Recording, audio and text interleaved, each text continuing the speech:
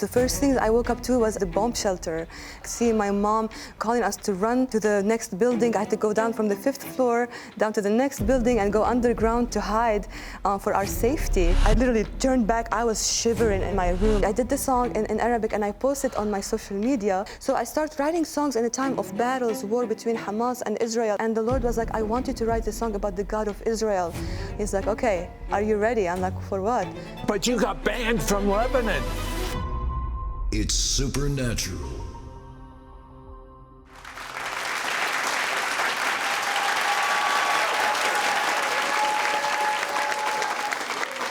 Welcome, Holy Spirit. Go and flow. My guest, Carine Bassili, grew up in Lebanon at the time of their civil war. She was raised in a Maronite home, which is a Middle Eastern version of Catholicism. Paint me a picture of what was going on as a child.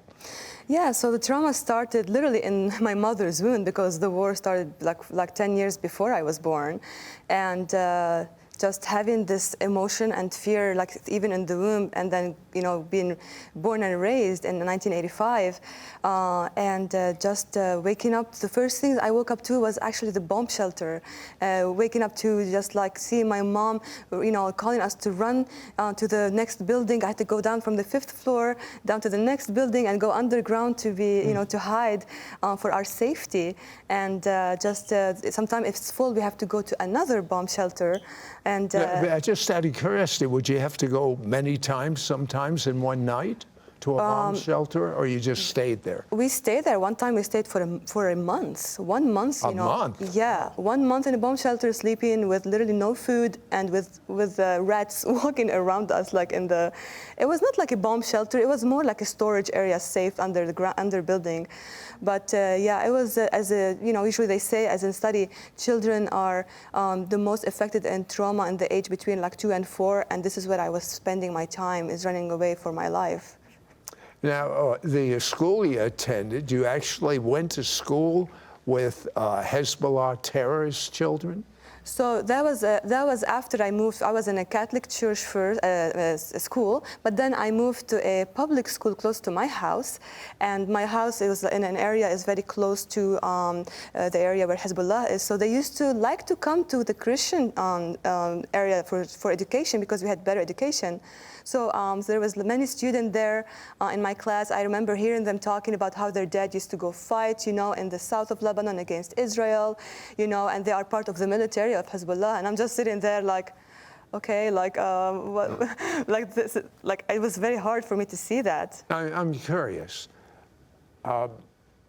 Did you hate Jewish people? Did you hate Israel as a little child? As a child, I didn't care for them. I was maybe more traumatized by when they used to come and with their jet, with their sonic bomb, and they blew up the whole sound, you know, above our home.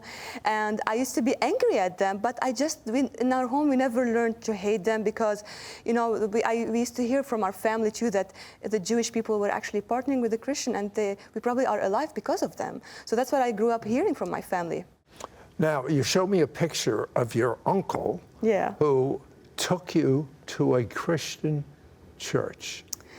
Yeah, so if you all know, American churches here, they plant churches all over the world. So there was a church in Lebanon planted by them, and my uncle was my first member in my family who got saved, and he got to have a relationship with Jesus.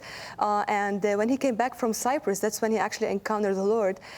He took us with him to his church, and I started going to a Sunday school for the first time, just, you know, hearing songs like "This is Light of Mine, I'm gonna let it shine," and just learning the Word of God. It was like we went even to there was an organization called King's Kids. So we used to take children to camps and train them to go to ministry in the streets. So we went to Tyre, to Sidon, you know, from the Bible, all these cities where Jesus was. So we used to minister in all very high populated Hezbollah, you know, areas. So, but it was very powerful. But we actually, one time we got arrested as children. Yeah, how old were you? I was 7 years old. And we had like many vans full with children. I remember we were in parking lot waiting to see like what's going to happen.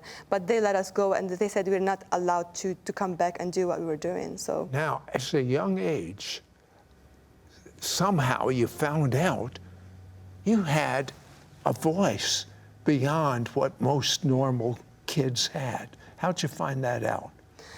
Well, you know, and being in that trauma, you know, music was something I used to love to go to. And I remember my uncle had like a sound system with like a blue microphone with cord, you know, with like, he had like Madonna records and stuff. So I just didn't listen to that. But I wanted to just like sing. So I started singing. Remember one time I had a vision of when I was singing, I saw people in front of me and I kind of like, I freeze because I didn't want people to see me. Even in like in a vision, I stopped and I didn't want that. So, but every time I actually start doing this, you know, like I didn't want to be in front of people. But when I was in the public school, the music teacher, actually, she was looking for, they had a music program, and they were looking for people to sing for Christmas. So they started going one by one to find out who have a good voice. Right. She got to me, and she was like, Carine, this is not your voice. Sing with the right voice.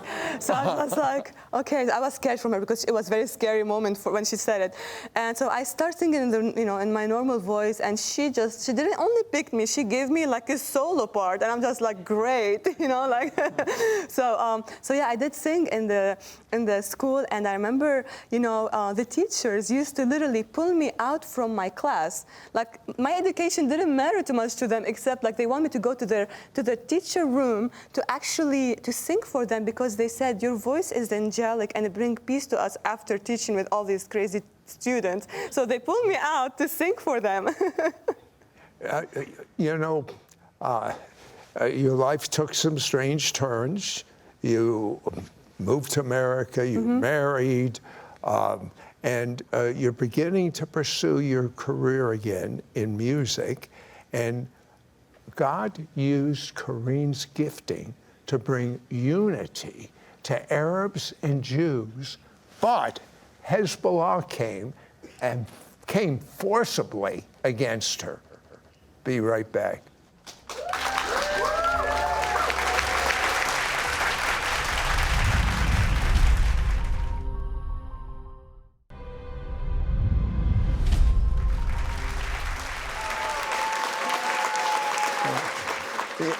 You know, Carine, it was a shock for me when I found out Jesus was Jewish. But you had that same type of shock. Yeah, I mean, we grew up as Christians, you know, and especially when I got saved too in 2009, we really had encounter with the Lord. And my husband was Mormon, and yeah, I know, it's another story. but yeah, he wanted to get me to be, you know, a Mormon. To be a Mormon, obviously. And the Lord definitely, due to the seed I had in the Sunday school, and that seed grew until that time, and it flourished. And then He was pulling me back to Him. So I remember I woke up one day because I challenged the Lord, because I was having a battle like between Christianity and Mormonism, and you know, I just wasn't sure what I need to do. And I told Him, Lord, I'm going to set a baptism, and if you don't want me to be Mormon, you better stop me. So I woke up that morning. I had the baptism at 2 o'clock on a Tuesday, and woke up at 9, and I was sitting on my bed, and He spoke to me in Arabic, and He told me twice. The first time He's like, Carine, do you know what I want you to be? And the second time, Carine, do you know what I want you to be? Like this. Carine, أنت بتعرفي أنا وين بدي إياك تكوني in Arabic. And I literally turned back. I was shivering in my room. I'm just like, from the second time, I didn't look back. The first time I did, the second time I didn't look. And I took my phone, I called my husband to his office, and I told him, you cancel the baptism, and I will not step in Mormon church in my life. I am done. So that was like a stepping moment for me. And the Lord showed me a vision. Him and I holding hands, and He showed me that He's going to get out of it. He's going to get him out, and the Lord did that. So yeah, that's kind of like... God is a good God. Yeah. You didn't understand God's love for the Jew or Israel. But in 2017, you heard a former guest from our show, Rabbi Jason Sobel, speak. What effect did it have on you? Well, you know, when I first got saved, you know, I was going after Jesus, like I was hungry for Him, and I was all about that, and listen to worship. But then, when I started serving in a ministry in 2016, they brought in 2017, they brought on Rosh Hashanah, Rabbi Jason Sobel, and he was speaking, you know, about Israel, and I'm sitting there, literally, I looked around me, and I was like, what kind of Bible am I reading? Like, I don't know, like it feels like this stuff doesn't align with what Bible I'm reading. And the Lord really, I felt like there was a veil in front of my eyes, and it was removed. And I started seeing Israel through God's heart. And I remember I started crying, and I was like, Lord, I want to know more. Like, what is that depth about Israel that people are talking about that I don't know? I want to know this. So that was the beginning of the journey, and I started listening to Messianic worship. I start listening to Jewish people who sing prayers from Psalms, Mazamir, Mazmor, and I between 2017 and 2020, I was doing that. It's powerful to hear an Arab talk about loving Jews. Carine's heart is overwhelmed when she talks about how God views Israel. Get your free digital download of Seeing Israel Through God's Eyes. Go to sidroth.org/4172D. You got a prophetic word and just started launching into your own music on social media. Was that difficult for you? Yeah, it was very hard. You know, because I was just worshiping the Lord in my room. Let me be very real. I was probably around that time 32 years old, okay? And I was just like, I never led worship in my church. I never done anything outside of my bedroom and my bathroom. And when the Lord started to pull me out to start posting, saying I didn't want to, I was really resisting it. But the Lord was really encouraging me, and I was like, okay, if you really want this, you're gonna have to let someone speak into my life about this. So there's the ministry brought, same year, 2017 actually, they brought someone who in that time they said like he read mails, and I was like, I don't know what that mean, you know, like, okay, let me see. I'm like, God, let him say something about me that you know, I know it's you. So then he actually said, I don't know if that makes sense to anyone, but does the name Karuna mean anything to anyone?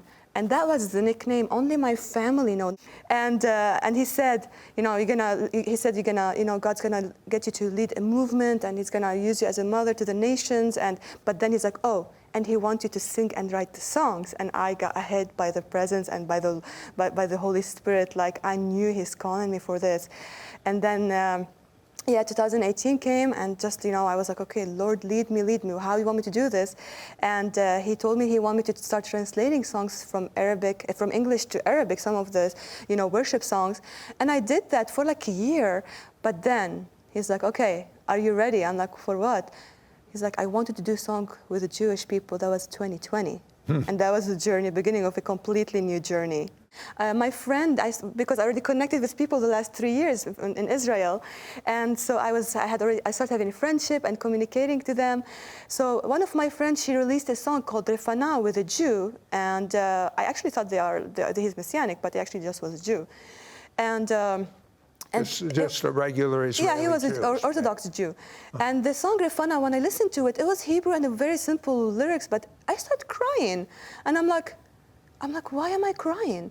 And the Lord was like, I wanted to translate this song in Arabic. And I was like, I just didn't know what's the song about. So I had to reach out to them, tell them, what does that song mean? And they told me it's a song of healing, you know, from Numbers, you know. I was like, okay, Lord, what do you want to do with this? I mean, who do you want me to pray for? And he's like, Lebanon and Israel. And I'm like, okay.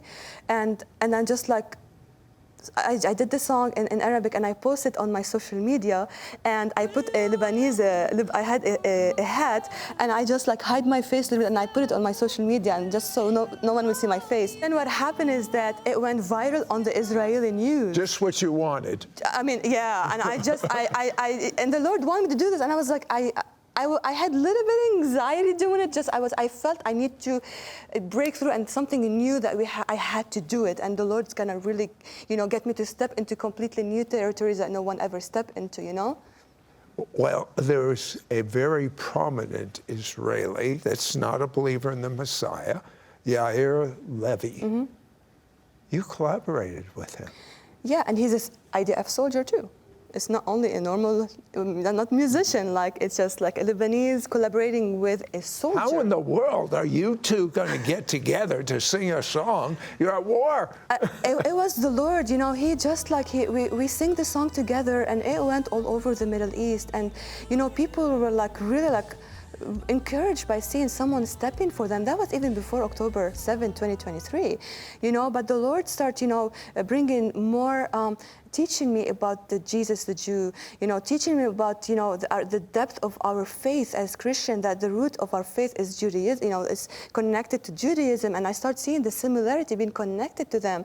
So I start writing songs in a time of battles, war between Hamas and Israel. I was writing songs. Every time I see something, I go to my room and I pray. I sing the scriptures, and songs came out. And then I start singing these songs, and the Lord was like, I want you to write a song about the God of Israel. So around 2022, for a year, we were building the songs to be released around, it was supposed to be around October 2023, before the October 7. And then, the war happened. My friend was supposed to come here, collaborating with an American worshiper, and he couldn't make it here because he was in Gaza fighting. But the Lord made a way, because they told him in Israel, your voice is needed, not only in fighting the battle here, we needed to be over there in the United States. So he came here, and we started going to churches and worshiping together to bring that unity in the sound, for this nation. You recorded a song that actually brought comfort to Israeli. Very briefly, tell me. I will. Yeah, it was a song, not a Christian song, but it was a song very meaningful to the Jewish people. And there is that singer, she won this competition in Europe, and they were bullying her. And, when the time I had already translated it and I want to release the song, the Lord was like, kept on telling me, comfort my people, comfort my people. The whole time I was working on the song. So by the time I was supposed to release it in October 2nd, not knowing that Israel is going to face the biggest ballistic attack. And then what happened is, it was the same time I'm releasing the song, the same literally half an hour, the attack's happening and the song is going out. And the Lord was like, let it go, let it be released. And then we were getting phone calls and text messages from people in the bomb shelter telling to me, like, Carine, this is bringing comfort. Thank you for sharing the song. But you got banned from Lebanon. I did. I mean, I think we all Christians, we need to be rebel for Jesus, right? To do everything. Can you go to Lebanon today? No, I can't. I can go to Israel. I mean, I think this is going to be good.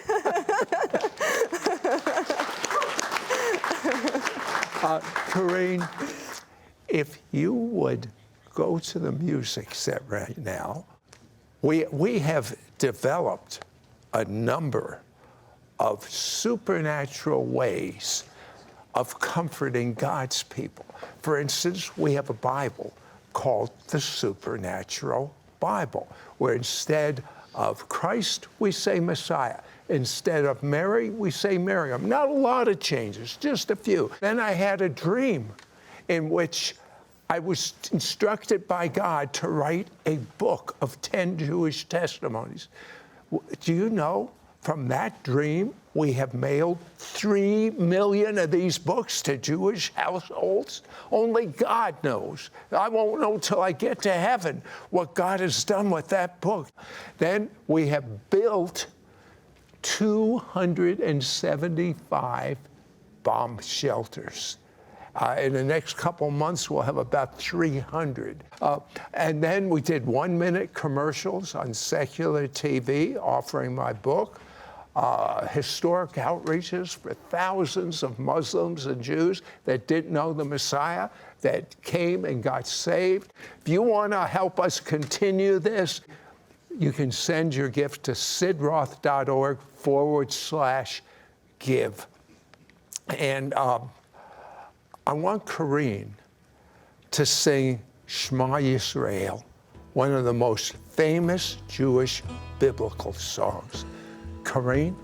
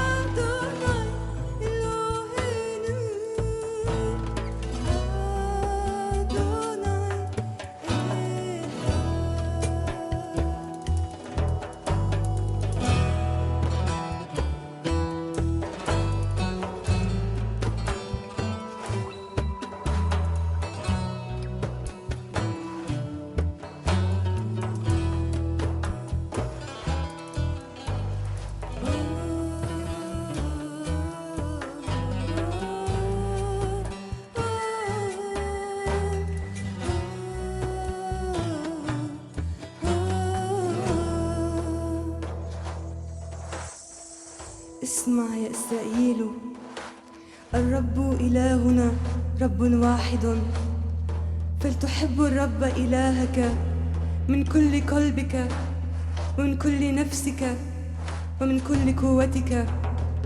ولتكن هذه الكلمات التي أنا أوصيك بها اليوم على قلبك.